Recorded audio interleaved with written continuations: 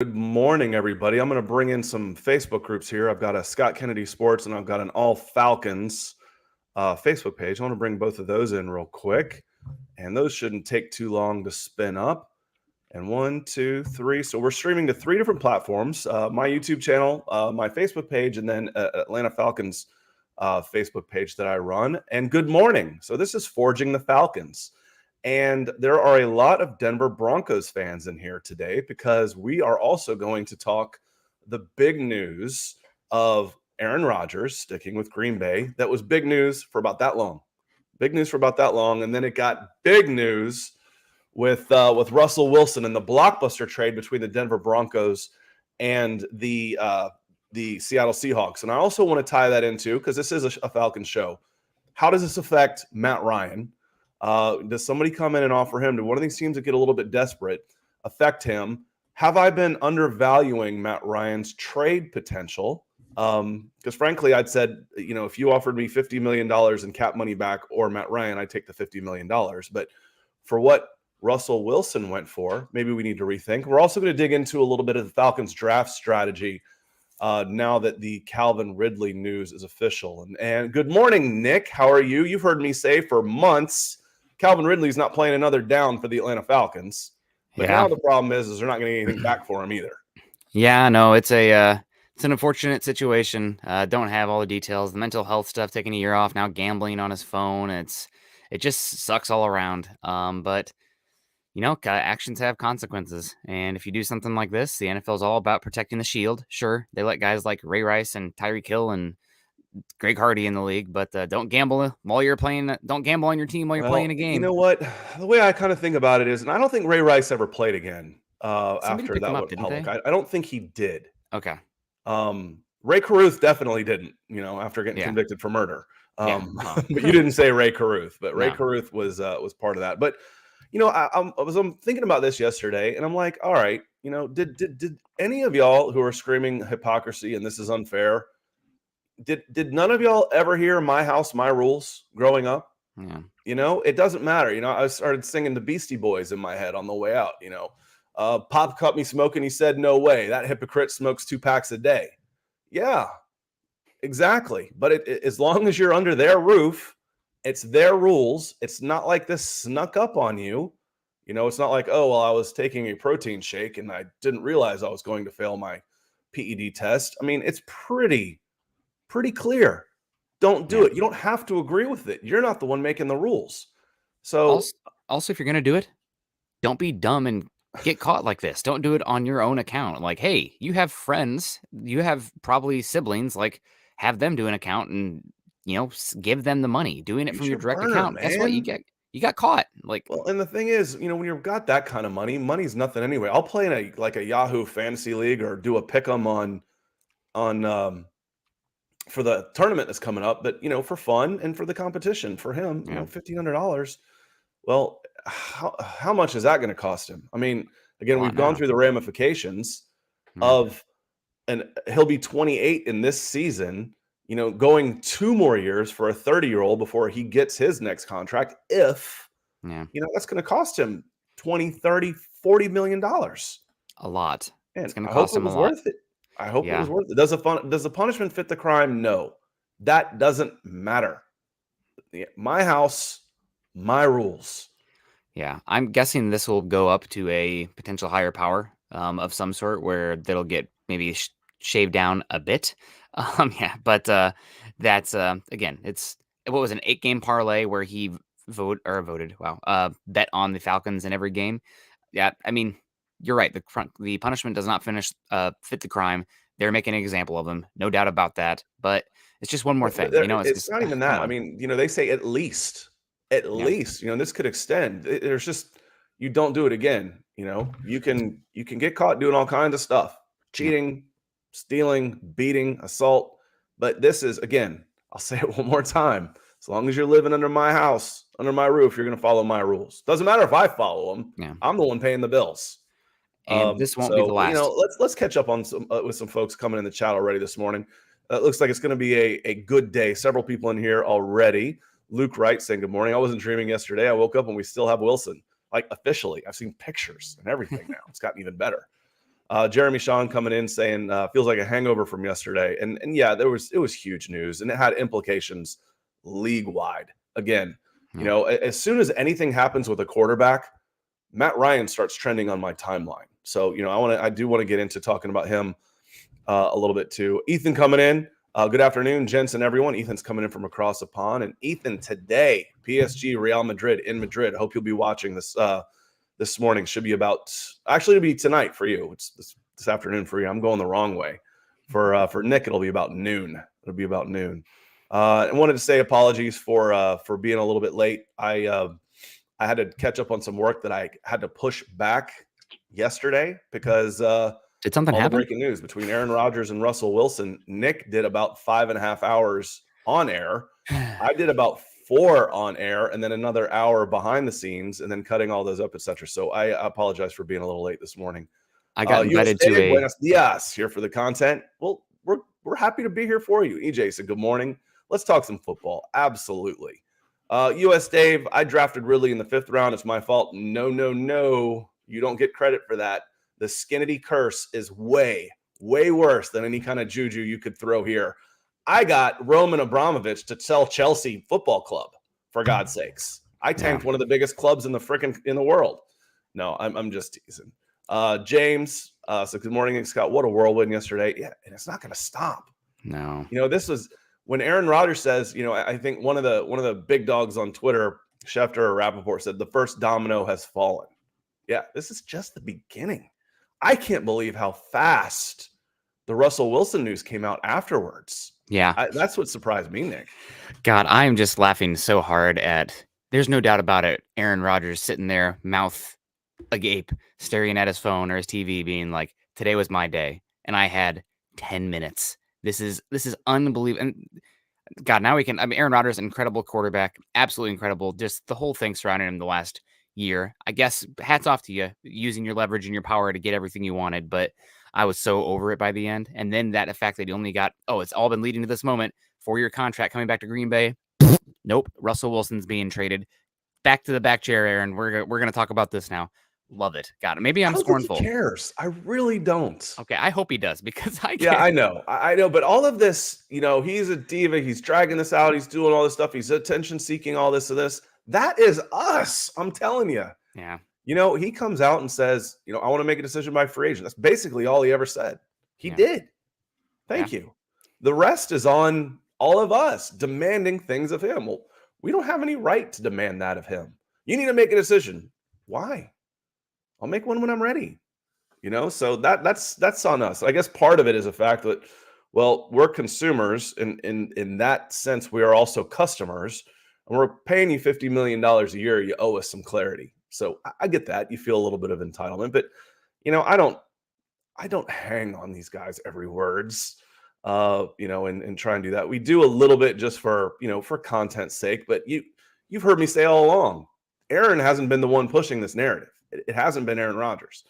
Dylan Van Arks, a awesome moderator. And Dylan, when our chat starts getting big enough, I want to put you to work with us.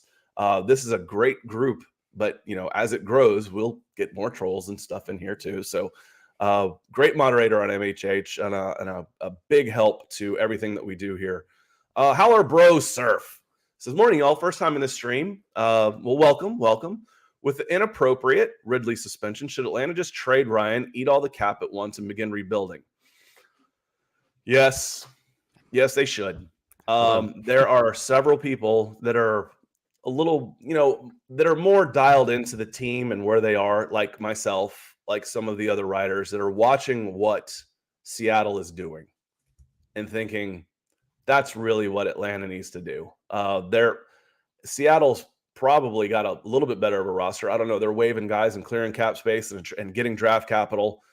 The Falcons, I don't know. They're it's a slow bleed but again, if you can live with Matt Ryan this year, you have a lot more options next year, no matter what. But if someone were to come and offer you half of what Russell Wilson just fetched for the Seattle Seahawks, I think you got to take it. If you were to say, okay, we're going to send you, let's say it's the Indianapolis Colts. And I said this just because it was a second rounder.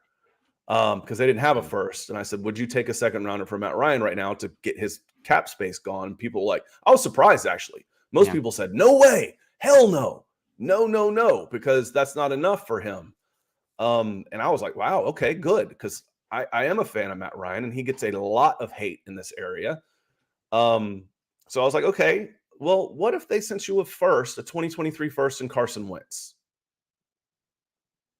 Maybe. I would rather have the picks and just bottom out and maybe sign a 1-year stopgap like Andy Dalton for as cheap as possible. Because taking on Wentz, you're saying that saving or bringing on Matt Ryan is a lot about creating cap space. Taking on Wentz's contract does not do you any favors there. So I'd rather sign a really cheap, good guy in the locker room to steady the ship for 1 year. But I And think of someone like Wentz, though, since he's not on your cap, he'd be on their dead cap. So you wouldn't take on all of his bonuses and stuff. So you could cut him after a year. He could be yeah, a 1-year stopgap. You could treat him that way. but he's still very expensive on your cap. And if you're trying to get the books right as possible, maybe somebody who is cheaper. And even then, like the Colts could say, like, oh, instead of giving you a third round pick, we're going to give you Wentz. No, I'd rather give me the extra pick and I'll go as cheap as possible. I think there is, if you go to the data, like even 20 years ago, there is not this many competent quarterbacks. There's never been this many fair level quarterbacks. It's why chasing elite matters so much, because that's such a difference compared to the average fine quarterbacks. But I wouldn't be giving any extra capital if they're not top 10 or elite. Go as cheap as possible, short term as possible. Give yourself flexibility so that way when the stars align, you can go make that move. So I think personally, I would go cheaper, not bring in Wentz. I know you're connecting the dots because the Colts Falcons stuff here, but I would take. Oh, I'm just thinking, like, who's out there that is looking in the quarterback market that has one that could at least be serviceable? And Wentz is better than serviceable. Yeah. The question to him really Sounds is like a about, locker room. is he a ass in Yeah, the locker room? that's Which my big goes concern. against exactly what I mean. That's the Yeah. antithesis of Matt Ryan. Matt Ryan is Yeah. beloved universally by his teammates for 15 Yeah. years. Yeah, absolutely. He has been. And again, if you're a team that's looking to maybe bounce off the bottom, you might have to race with the Seattle Seahawks for that now, given what they're doing right now. Now they're looking to trade Tyler Lockett, moving on from Bobby Wagner. Doesn't make sense with Pete Carroll, but he's always been kind of a.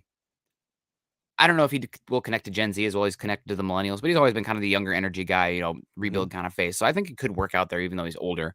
But I would rather take a second round pick and a conditional 2023 if I were the Falcons than anything. What the Falcon or what the Colts got for the Falcons, similar copy paste that deal. What they got from the Eagles, excuse me, in that Wentz trade. So that's what I'd be looking to do.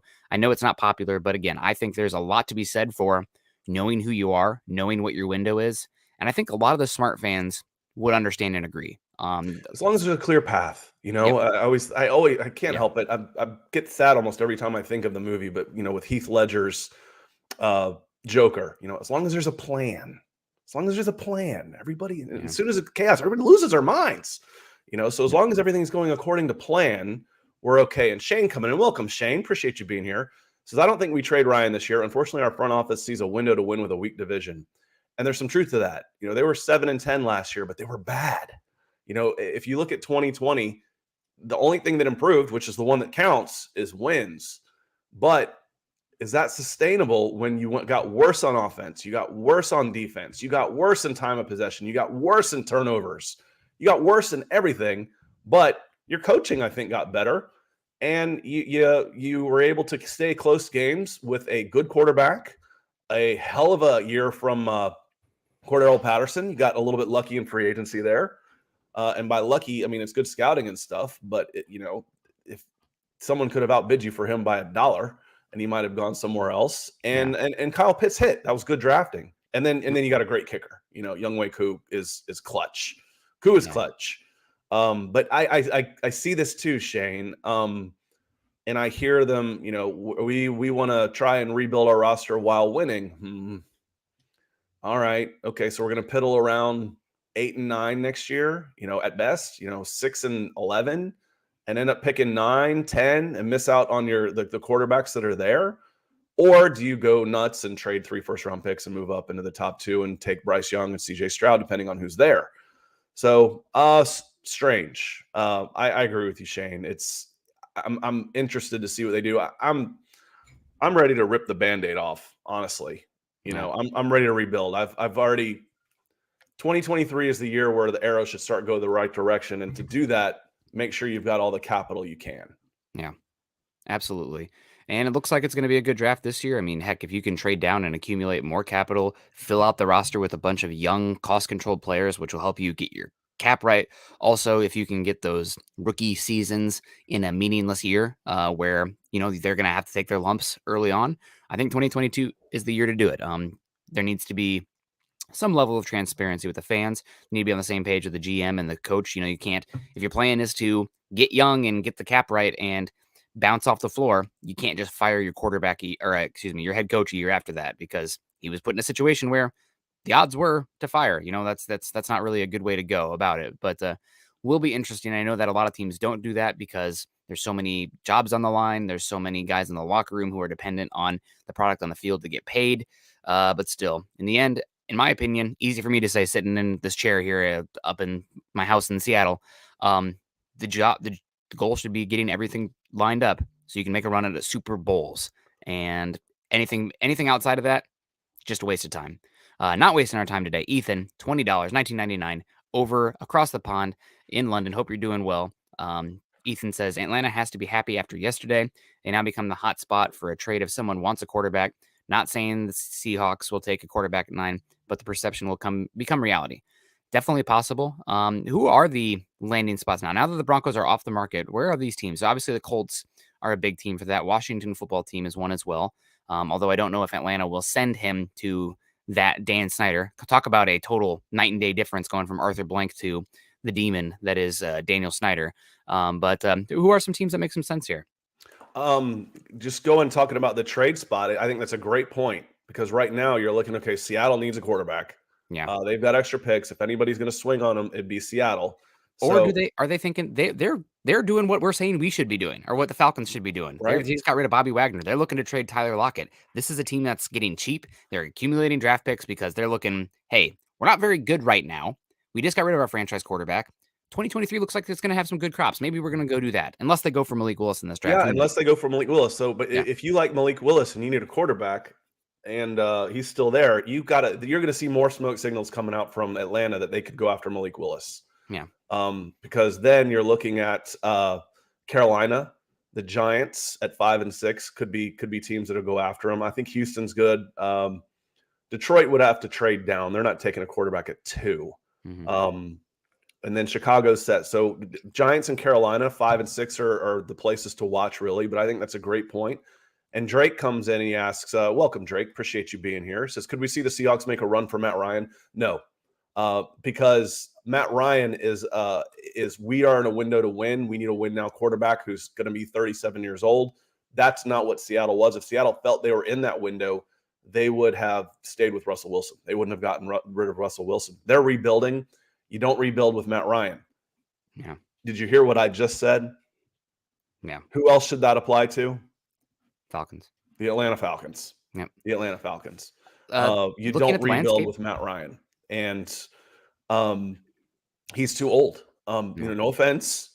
I'm a lot older than he is. I get it, but you're wasting the last productive years of Matt Ryan with this Atlanta Falcons roster. It's going to be 2024, 2025 before you're legitimately competitive for championship games again. You might be able to eke your way through this disaster of an NFC South and squeeze your way into the playoffs at 8 and 9.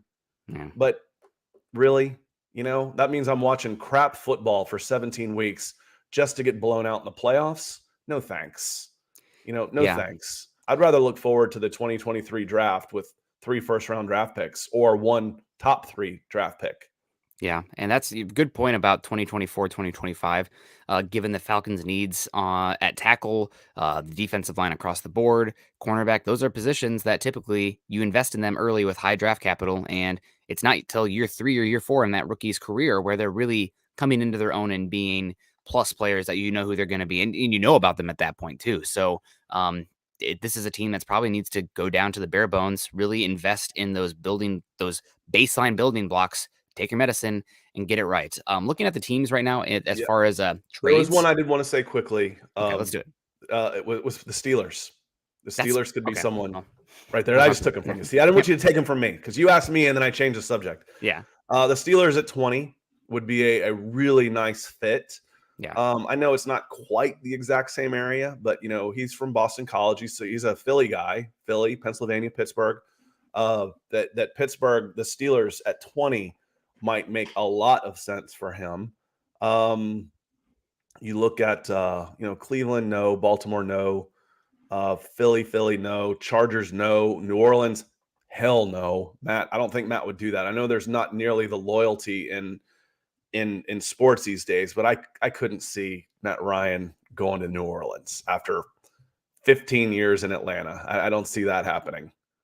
Yeah, it's God, just going over the quarterbacks in the NFC South, it is night and day. This is like the mid 2000s East versus West in the NBA, where the East was just a garbage pit there for a while. Outside of LeBron, that's Aaron Rodgers right now, and then the AFC is That's just when I quit watching. I grew up with the yeah, powerhouse of the Pistons and Bulls. Just yeah. winning everything.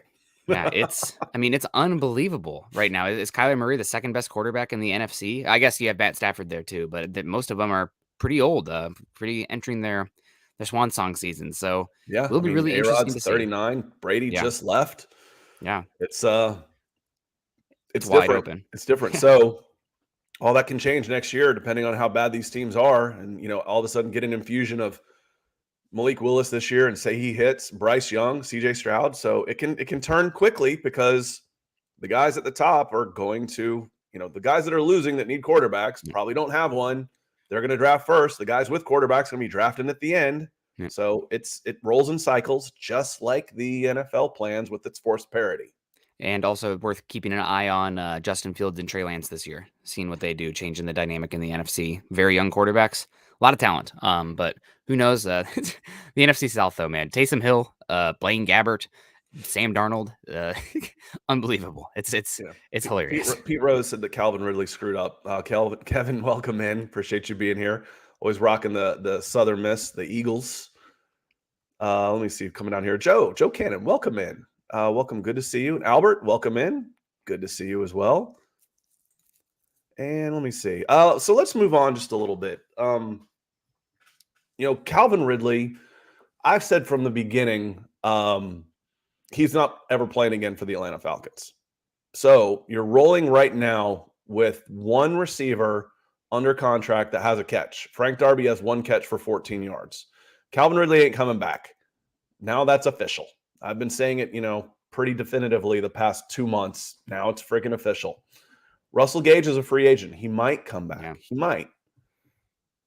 How does this affect, if any, your draft strategy with the Falcons sitting at number 8? You know my answer because I've been saying the same thing for 2 months.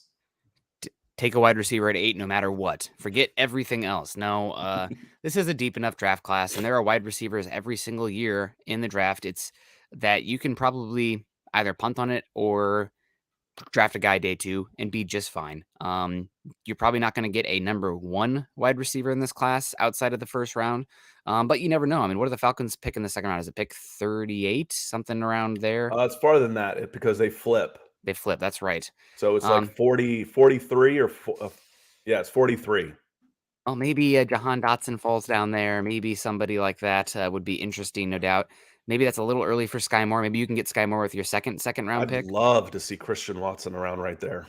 Christian Watson makes a lot of sense right there as well if you're looking for a big X to run vertically down the field. I am curious to see how much you're trying to replicate what the Titans have done recently, where you're looking for more of a running back body that is an incredible after the catch to do some stuff rather than the pure vertical threat attacking the middle of the field. How much of that is what Ryan Tannehill does best versus how much of it is what the offensive coordinator wanted to do. But will be interesting. Christian Watson definitely makes a lot of sense, though. He's a really fun player. Yeah, and Sean, he's asking this question. Hey, does Ridley's suspension mean that we were maybe forced to draft a wide receiver in the first round? For me, that is not just a no, but it's still a hell no. No. And I see people trying to force that in there. Like, well, they need a receiver. They lost this guy and this guy. All right. Well, there's a difference between losing a guy and never having one. Mm-hmm. You didn't lose anybody at edge because you didn't have anybody. So yeah, you got a hole at wide receiver. That doesn't change the fact that just because that's a new hole doesn't mean you're still missing holes everywhere else. Yeah. So you're talking about a team with 2 of the worst offensive linemen in the NFL. in Jalen Mayfield, and he may get better, and Caleb McGarry, who's not gonna at right tackle, you're talking about by far, and I mean by almost a factor of double, by far, the league's worst pass rush. It's just insane to me, Sean. If you were to say, I'm going to bring in Von Miller as a free agent because we're one player away, and Von comes in and gets 11 sacks, and I still finished last. Not great. Not great. I could bring in a double-digit sack guy and still finish last in sacks in the NFL. That is absolutely insane to me. Yeah. Well, what about, why would you take a corner then? Because, if Sauce Gardner is a lockdown guy like AJ Terrell, and I have two of those guys, or Derek Stingley, that directly helps my pass rushers because they have just a little bit longer to get to the quarterback. It means I can send an extra linebacker on. I can bring more pressure. I get more creative up front if I have two of those guys. And the same thing goes for me for Kyle Hamilton. The safety, I'd rather take Kyle Hamilton than a wide receiver. Best player out there, 6'4", 220 pounds, can jump through the gym, instincts galore. He's from Atlanta. He is an eraser of sorts. He can change the way everything happens behind the back seven, which frees up the back seven.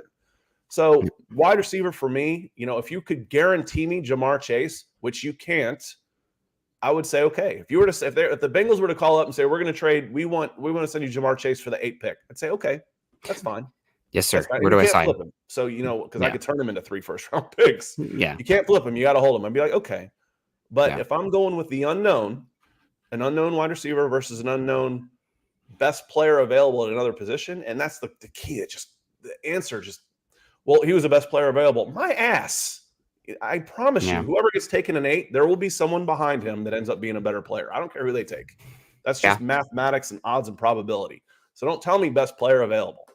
Yep. So you can try, but there's not such a clear gap that you cannot ignore the lines of scrimmage. You cannot, even if it's indirectly helping them with a corner or a safety who is truly a one of the top prospects. So that's what I think. And I'd have a pivot off of this one too. A good strategy here, kind of bringing this all home. Falcons need wide receiver help, but they're a team that's not competing for anything besides a styrofoam trophy that would be the NFC South next year. Maybe it makes sense to draft a wide receiver who is going to fall a bit, assuming the medicals are clear because of injury issues. Maybe you're not going to get 100% of who they are next year, but they fall 20, 25 slots because of the injury. Your John Mechie's of the world, your George Pickens of the world, your Justin Rosses of the world, guys who have had injury issues. Is it Jameson Williams? I think Jameson Williams is still going to go top 20. So I didn't include him. If Jameson Williams falls to you at pick 40, whatever, absolutely. Heck, if the Falcons trade down from, still talking Steelers, 8 to 20, and you get a 2023 first round pick with it as well, and another round 3 pick, I know that you don't want wide receiver as much at 8, but if it's the best player available at 20 and you just got a bunch of extra capital, personally, then I'm like, okay, I'll trust my board there. I'm getting a dynamic player who's extremely physical as well. Maybe you still want to see what's available at the edge rusher, defensive line, cornerback spots there first, but then we can start to get into it. But I agree with you at 8, not in this class. So I hope Jason's still listening because I'm working my way down the chat. It's a little bit later, but Jason is probably my best friend in the world. It says, good morning, fellas. I'm a Falcons fan, and I think Denver won this trade. Wilson is a future Hall of Famer, and he's just 33. I love this deal from the Broncos. And I chatted with him a little bit, and I was like, I actually think it's a pretty fair deal. Last night we were talking, and I said, I think it's a fair deal just because Russell Wilson wanted out. He only had 2 years left on his deal, which is something a soccer fan would understand, getting something while you can, except for the fact that he is an Arsenal fan. So he might not actually understand selling while you can because they like to hold on to guys and let them walk for free. Just kidding, Jason, kind of, sort of. But with 2 years left, with a guy that wanted out, and you were able to get 2 starters, a serviceable backup at least in Drew Lock, and 2 first-round picks, I think that's a pretty good return for a guy that wanted to leave.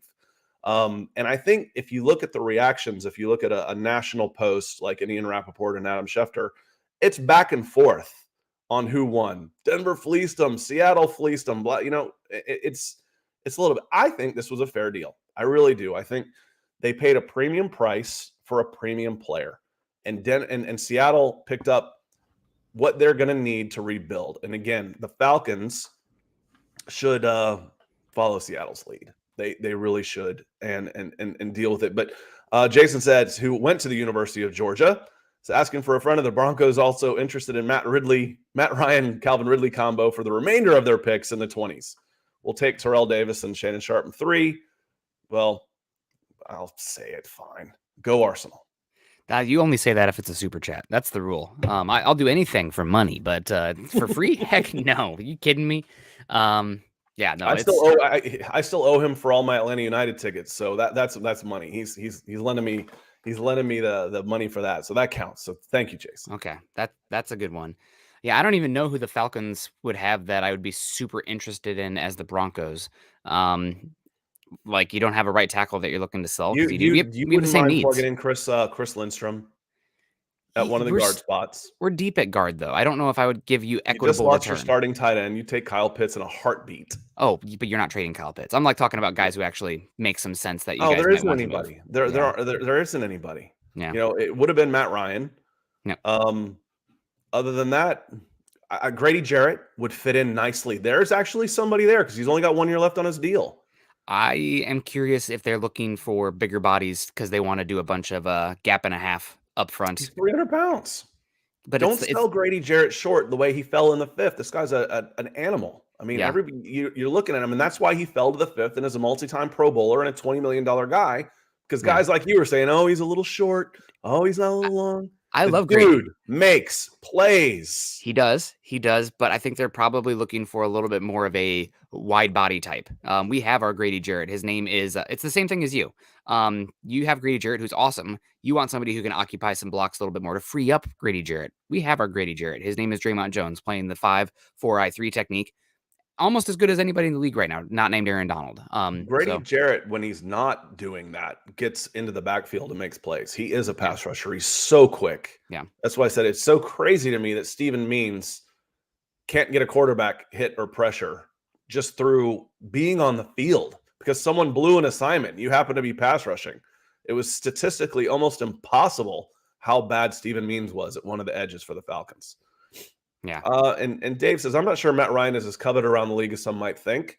That goes both ways. I think when I posted that, would you take a second, Dave?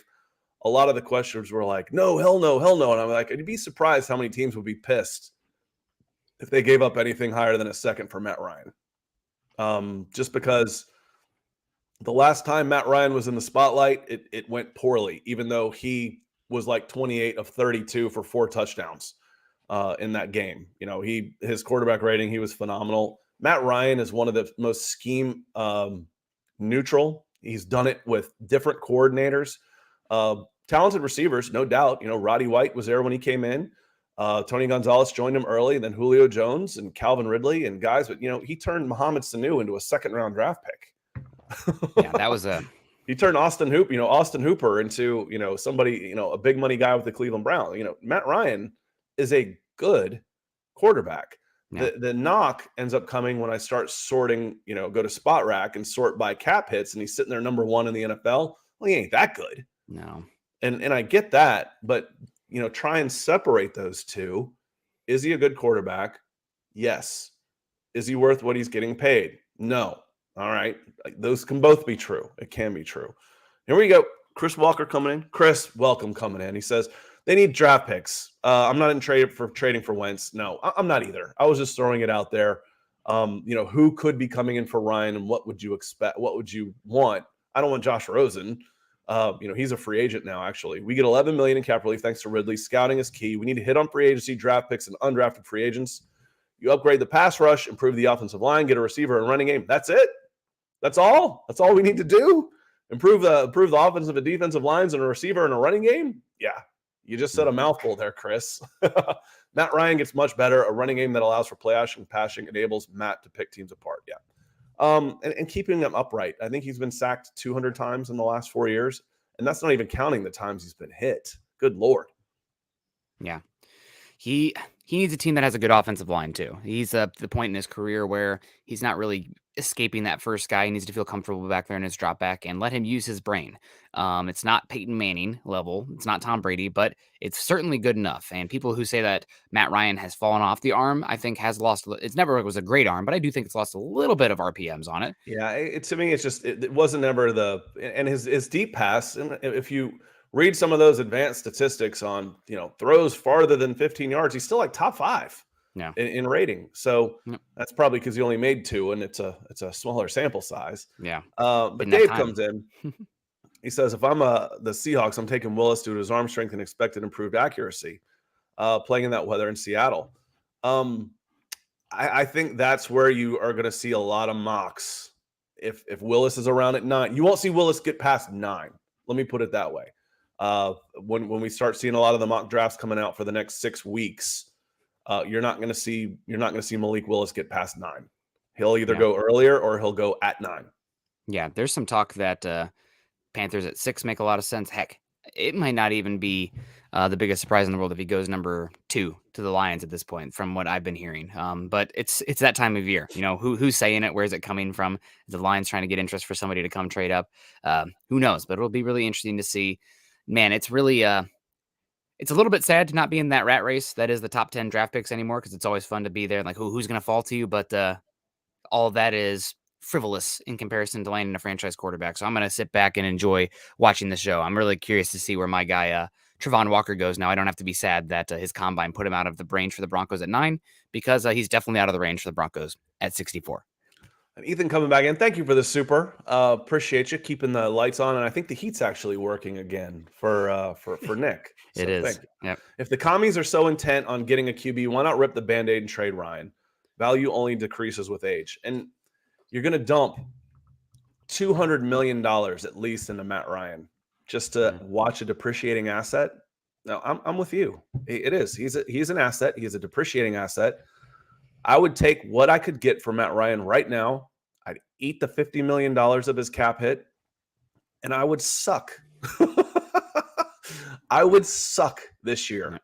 And I would say, listen, we're restructuring. We're making a run in 2023. The Braves did it. The Braves dumped a bunch of stuff and got a bunch of good young players in return. And they kept saying like 2016. I don't remember exactly what year it was, but it's like we're making a run. We're dumping all these guys. We're making good trades. We got good young players. We're rebuilding the farm system. And we're targeting the move into SunTrust Stadium at the time as when we start competing again. Well, 5 years later, they win a World Series. We understand. As Atlanta sports fans, we're not Boston. We're not Titletown. We're not, one of these teams that if you don't win a championship, we're going to run you out on a rail. We don't win championships, but give us a path, not just a slow bleed of mediocrity. I'd rather stink for a year with the hope of getting better than just hover around 7 and 10 for the next 3 years and you get fired anyway. Yeah, that's what must be done eventually, should be done immediately. And this is a team that probably would be best getting the cap right as much as possible. And getting things going in the right direction. So that way when things do align, like they did for the Broncos or like they have for the Bengals, so to speak, you can pick up everything and go. So I think the mediocrity piddling around that is just a waste of time, and it caps your ability to rebuild as well. You never want to be stuck in the middle. You either want to be all in or all out, and it's too tough. And I get the Arthur Blank factor with his age, his health. I get that the NFC South is poor as well. It's going to be a race to the bottom next year for the top 3 in the draft, it seems, at this point, to get Stroud, Young, and Will Anderson. He needs to be tossed out there as well. I know he's not a quarterback. This could backfire, kind of like Washington football team taking Chase Young over Justin Herbert. Bet you they'd like to redo that one now, but still, there's the sure thing that Will Anderson is based on his ability. So can't be too upset about that. That's just doesn't always work out, but it's still a good process. So we'll see. Dave asked, Scott, do you get the sense that Matt is okay with his Falcons legacy and would not want to go anyplace else? I've never heard him utter a bad word. He's the ultimate company guy, a great teammate, great with his coaches. Every coach raves about him. Every teammate raves about him. That he's like, listen, I'm well compensated and this is my job and I'm going to do it and do it to the best I can. That's the sense I get from Matt Ryan. Yeah. So, he's not going to complain. It's like, yeah, I want to be the quarterback here. That's what I'm paid to do. Like it's a passion, but it's a job. And he's as professional as they come. I think that's probably the best way I could put it. He's a pro's pro. Yeah, absolutely. Would he not want to go someplace else? I think he'd be fine going someplace else. I really do. Would he want to? Like, listen, wife and kids, y'all stay here. I'll be back and, we'll come up and we'll fly back and forth, short season, whatever. I'm going to go to Pittsburgh for 2 years and, hopefully we'll make a run at the playoffs and maybe they move. They keep their house here. He's made enough money to do whatever he wants to do. Yeah. I think he'd be okay putting on another uniform, just not the Saints. Wouldn't be the Saints. Yeah, not the Saints, not the Bucks, even though those are two teams that would make some sense with their need. I am curious, though, I think there's probably enough respect for Matt Ryan where you approach him first before, hey, we're getting calls about you. There's a deal on the table that we are interested in, but we want to see what you have to say about this first. And I could see him saying no to the Washington football team, the commies, because of what an absolute Charlie Foxtrot that organization has been. That's a team that Peyton Manning spurred, didn't even take a visit there. And apparently Russell Wilson, the Washington football team, have you heard? Did we talk about the alleged package that they offered for Russell Wilson? It blew Broncos out of the water. Look at it because unless someone said this is what happened, I took it as hearsay. It is hearsay, but it's still fun to talk about. So, grain of salt. So what was this alleged package they offered him? I heard it was 4 players, two of which I don't know, but 2 of which were Antonio Gibson, who is a very fun, dynamic, pass-catching running back, monster, a physical guy. Daron Payne, 3 first-round picks, and 2 second-round picks for Russell Wilson, which is much bigger than what the Broncos offered. And the Seahawks did not want to send him to the NFC, but that deal was too good. But Russ would not waive his no-trade clause to go to Washington because he didn't want to go there. So good for him. I wouldn't want to go there either. I mean, again, listen, we signed a contract. Oh, Russell Wilson screwed us. Yep. No, these are contracts. I have some rights, even in the monopoly league that is the NFL. You have some rights. We treat these guys like they're just commodities. I don't blame him. Good for you. Good for you, Russ. And wanted to get to Chris here real quick again.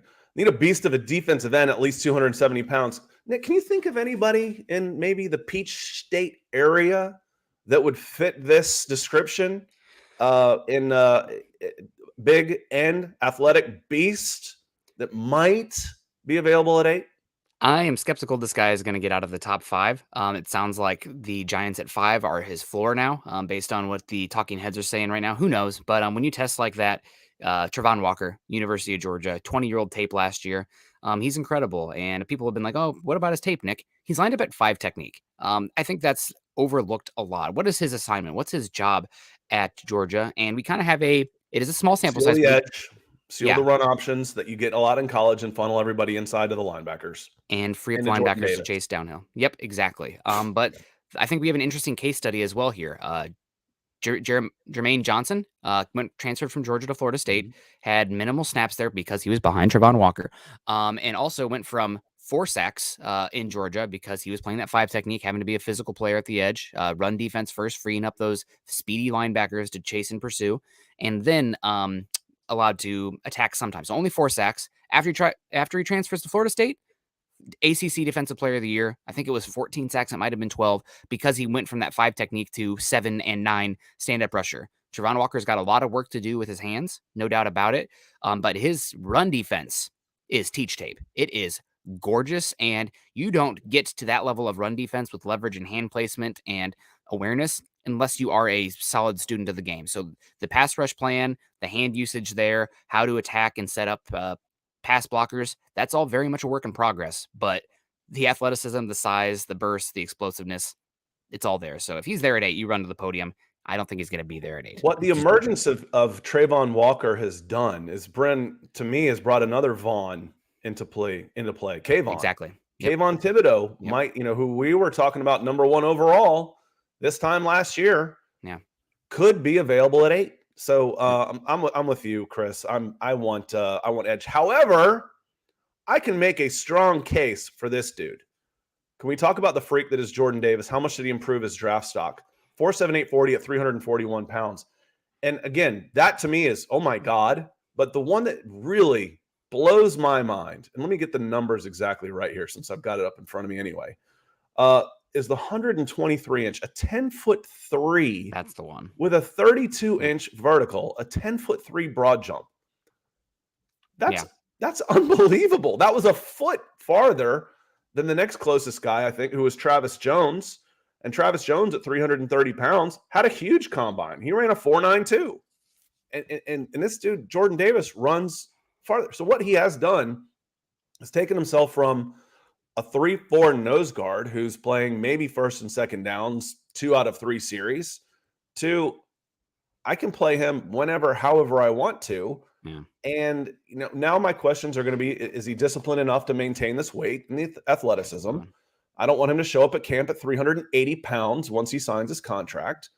But those are questions that I don't necessarily have the same questions about. How is he going to fit into my scheme? I can put him as a 4-3 defensive tackle. Yeah. I can leave him on the field in pass rush situations. If I want to get Grady Jarrett freed up, I'll sit his ass next to Jordan Davis. Yeah. Because if you try and block Jordan Davis with one guy, he's going to drive that guy into the ground like a railroad spike. Bang. Yeah. Yeah, no, he's very versatile. What a great combine. I talked about this yesterday with you, but apparently a lot of teams across the league are adding 0.05 to 0.1 seconds to a lot of the speed scores because the Indianapolis Colts put in a new turf in 2020. And this is the first year where we've had a combine on that turf because no combine last year with everything going on. And we had, 32 guys run sub 4.4 40s when the highest before was 17. This class just didn't all of a sudden turn into aliens compared to historical precedent. It's a different track. So a lot of teams are using a dummy variable, adding a little bit of time to standardize those to have historical reference for what these guys are running still. So even then though, let's say Jordan Davis running a 4.88. 4.88 at 300 to it. Yes, exactly. And again, this is why I say, his 40 is awesome, but unless they were jumping on the moon, you're not faking a 10.3 and a 32-inch vert. Exactly. Unless they're pumping helium into there or whatever they were doing. And then why didn't everybody else go so big? Again, I always say, look at, when we saw the wide receivers, I'm like, they're running fast. I'm like, oh my God. Well, after about 3, oh my God, you start sitting back a little bit. You're like, okay, they're fast. Now I'm not using the speed as a separator because everybody's freaking fast. Yeah. Okay.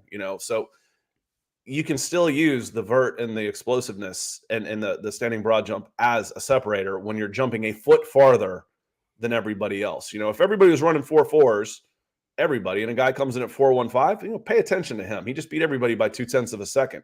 Yep. There were a lot of fast times, but this guy jumped a foot farther than Travis Jones. And I love Travis Jones. Love him. He's very good as well. Who would love Jordan Davis in Atlanta is Deion Jones. Man, how much contact he's had to take with the issues they have with as far as meat on the defensive line.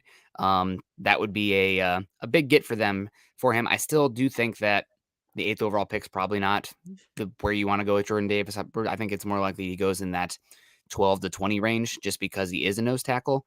Not just a nose tackle, but because he is an interior defensive lineman that isn't an absolute, hasn't shown the pass rush freak ability that some other guys have. I don't know how much Georgia you watched last year being down there, but as good as Jordan Davis was and as good as Trevon Walker was, the best player on tape that I watched last year for Georgia was Jalen Carter, the interior defensive lineman. He moves like Chris Jones. He's incredible. They shipped Jermaine Johnson out. Good gracious, Kirby Smart, head coach. What a recruiting job he has done. My good in development, because it's not just about the recruiting, it's about then getting them there. And Joe comes in like this question: can we afford to stay at 8 and take the best player available with all the needs we have? Joe, this was the answer I had to the same question last year. What kind of job do you think Terry Fontenot has done this year? I want to know what he was offered to move out of that 4 spot. So can you afford to stay at 8? Well, it depends on what you're offered. I can't answer that until we know what you're offered. You obviously you might not have a choice. Nobody might want to move up. So you got to stay at 8. Would I rather trade back and accumulate picks, an extra first, an extra second? Yeah. And if anybody's offered me a first in 2023, I'm taking it because I want to accumulate draft picks in 2023 so I can package something together to possibly move up and get my quarterback. 2023 is a year I get my quarterback. So, Joe, it depends on what you're offered. Trade down. Love it. I would love to trade down for the right offer, without a doubt. Yeah. If not, though, You get to plug in Kyle Hamilton, Sauce Gardner, one of those top edge rushers, and offensive tackle there at the 8th pick, and get a foundational piece on a rookie contract at one of the harder positions to find in sports. That's not a bad haul either. With the 8th overall pick, that's not a bad way to go. And this is key. The draft is fairly deep in areas of need for the Falcons. Deep being upgrades to areas that already need upgrades. Edge, the defensive line. The defensive line is probably the deepest area here.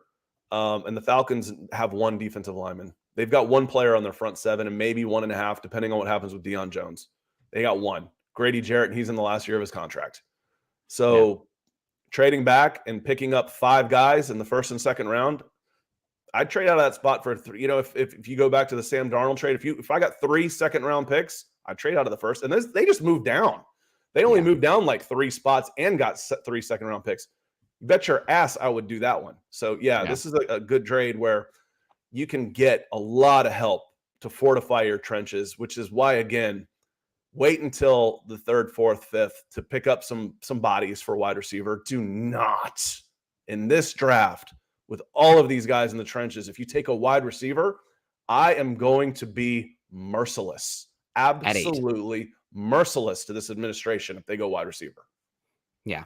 No, absolutely. You're correct. And it's deep class. I really like Sky Moore. He was amazing in the Gauntlet drill too. I don't know how much you watched that, but I've been a big fan of his for a bit. Christian Watson skyrocketing as well. Also really like the guy from Southern Alabama, Tolbert. So there's going to be some wide receivers there in the draft where you can bring in somebody and, let them take their bumps and bruises next year. And hopefully they're emerging as a potential good player year 2, year 3. So it will be a lot of fun in that regard. But I mean, you can't go wrong with that 8th pick. I will be curious. Are there any players in this draft? Let's say you get an average trade up. You're not offering a 2023 first. You're offering a pick somewhere in the 15 to 25 range, a 2nd round pick this year and a 2nd round pick next year. Are there any players in this class that if they fell to 8, you would say, nope, I'm taking this guy and not trading back because he is that much of a sure thing, so to speak, as much as a draft prospect can be. And he is probably more likely to be a value on that contract versus the extra picks there. I don't know. Yeah. I don't know. There's, again, for me, it's I want more arrows in the quiver for this team. Yeah. I think last year we said there were probably 8 bona fide NFL players on this roster. 8 that are starter level. Okay. So I'll go through them again. And I gave Deion Jones the benefit of the doubt, and he didn't play like one last year, but I'm going to give him the benefit of the doubt. So on defense, I want Deion Jones, AJ Terrell. AJ Terrell's a keeper. Grady Jarrett. That may have been the only 3. Yeah, you're hoping on the defense. And then offense, I went Lindstrom, Ryan, Patterson, Pitts. I'm forgetting somebody because that's only 7, and I remember there being 8. Jake Matthews is starter quality. He's okay. He was below average though, but okay. I might have given him the benefit of the doubt too and saying 8. So again, you need, and of those guys, Patterson's a free agent. Russell Gage, leading of the wide receivers, free agent. I might have given Foye Aluakon because he had a great season last year. So I may have counted both Deion and Foye to get 4 and 4 on both sides. I probably did. So I'd give the bet. I'd call Foye there. I mean, guy had 200 tackles. He gets the nod. But he's a free agent. So now you're down Patterson. You're down Foye. So now you're down to 6. You need as many bodies as you can. Amari Cooper for Atlanta, Ethan. They can't afford him. It'd be a nice fit, but he's going to get anything over $5 million. They can't afford. They can't afford him free agency. There's too many holes to try and plug. Getting 11 back for Calvin Ridley put them like even. It took them out of the negative for 11 back. Now they're at like 3 million a positive. So they can't afford him. So be nice to get a legit number 1 in there. It'd be a good fit, but it ain't happening. Yeah. Yeah, and there's news coming out here from Brady Henderson, the Seahawks, saying that the Seahawks don't like any of these quarterbacks enough to take one at 9, maybe not even in the first round. And says Drew Lock isn't the long-term answer, so they're searching for a veteran quarterback. If things get dragged out enough, potentially Deshaun Watson. So that's weird. There's a lot of Deshaun Watson smoke coming out of Seattle. Not from me out here. But we've got just a couple more minutes here. We're at 54 minutes, and we started just a little bit late. And I know Nick's got to get going. So any other questions, get them in. And Chris says that's Tuggle numbers in terms of tackles. Yeah, Jesse Tuggle, the hammer, my all-time favorite Atlanta Falcon, and he will never be knocked off of that mantle. I think he was the last Falcon to break 200, and he did it like twice. I was looking it up to see if anybody had done it, and I think he had over 200 a couple of times. Yeah. But yeah, Jesse Tuggle. Anybody that does a all-time greatest Falcons and doesn't have him at least in their top 3, I just kind of write them off. I'm like, okay, you didn't watch the Falcons. No. So yeah. Again, what comes into play at 8 is Kayvon Thibodeau. Trevon Walker's going to be there. Jermaine Johnson's going to be there. And if I've got 2 second-round picks, and you mentioned Sam Williams might fall. Whew, I'd like to take a flyer on Sam Williams out of Ole Miss. Boye Mafe, maybe. Let's look and see. He was amazing at the Senior Bowl. I mean, amazing. Yeah. Then he went 6'4", 260. Oh, God, he looks so lean. Here, since I'm talking about it, I mean, the guy looks like a wide receiver. He looks like a big wide receiver out there. Football, Senior Bowl 2022 cuts. Let me see if I can find Sam here. Yeah, the big thing about Sam Williams, and I just have to get that out there, is that he does have a sexual battery case against him that went to court. It did end up getgetting settled. But hey, as long as he's not betting on games, he should be fine. God, I'm biting my tongue on that one. But that's going to have to be worked out by teams. And sometimes it matters, sometimes it doesn't. I guess it always matters, but to what extent? But teams have. I mean, Frank Clark went in the second round, and he had multiple horrible incidences while at Michigan. So if he can play and he can rush the passer, somebody's going to take a shot on him if he answers it, and a team believes in his answers and if he's learned anything. Because they don't want to. It's all about risk assessment, right? It's risk assessment. So that's the big one. But he's definitely really, really talented. I'm curious to see if he falls. I think he's going to go end of the second round, middle of the third, just because the depth of this class. But he's super talented. He's a first round talent. He is. Yeah. He's a first round talent. You look at guys. I really liked. Nobody's talking about this guy, but D'Angelo Malone, Western Kentucky. He's 6'3", 243. Mm-hmm. I'd love to pick him up in the 4th, the 5th. Yeah. He's a guy I mock all the time. I love Josh Pascal out of Kentucky. I don't know if you've watched much of him yet. He didn't play in the bowl game versus Iowa, so I didn't get to watch him there. But I've gone back. He was awesome for Kentucky this year. He's a ball of energy. A little short, but he's thick. He's got a lot. He does a good job tilting. He's almost always under the hands of the tackle, which low man wins, especially when trying to turn that corner. But he's one to keep an eye on as well. I really enjoy Josh Pascal. All right. On that note, I think we're going to get out of here. Again, there should be a lot. Chris Walker, John Ridgway in the 4th or the 5th. I don't think he lasts that long. No. As we come in here, John Ridgway is a nose guard, 330 pounds from Arkansas, who did really well at the Senior Bowl. I thought he was, of the big guys, 3rd behind Travis Jones in my mind. Jordan Davis, Travis Jones, and I thought Ridgway did well for himself. 6'5", 327. 5'3" in the 40. So, not quite the same level of athlete compared to the 4'9" that Travis Jones was putting out there. I take Travis Jones at 43 in a heartbeat. I would rather have Travis Jones at 43 than Jordan Davis at 8. I'd rather use my 8 on one of these edges or a lockdown corner and get Travis Jones at 43 if I had that choice. Okay, Scott, I can guarantee you that Travis Jones is going to be there at 43. I'm not taking Jordan Davis at 8. I love Travis Jones. I really do. Yeah. Yeah, no, absolutely. He's really fun. I think he's going to go. Dane Brugler mock just came out, and there's not many people as connected and work as hard as Dane Brugler of The Athletic, and he had Travis Jones going in the 1st round.